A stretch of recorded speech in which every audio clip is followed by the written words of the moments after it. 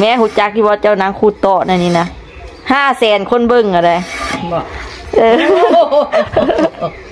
อยู่ติ๊กตอกนะ500,000 คนเบิ่งแล้วนั่งขูดตอกแบบนี้แหละนี่นะเบิ่งแล้วเบิ่งอีกแล้วก็ขูดแบบนี้แหละอยู่ติ๊กตอกนะ500,000อยู่เฟซนะอยู่หมื่นกว่านี่แหละนี่แล้วก็นั่งขูดของเราไปเรื่อยๆวันนี้แหละมีหอนไม่เครื่องแล้วเขาไปเอ็ดมาอยู่นี่นะ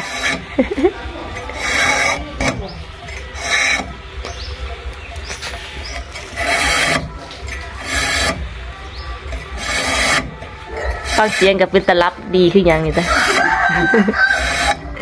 เงียบ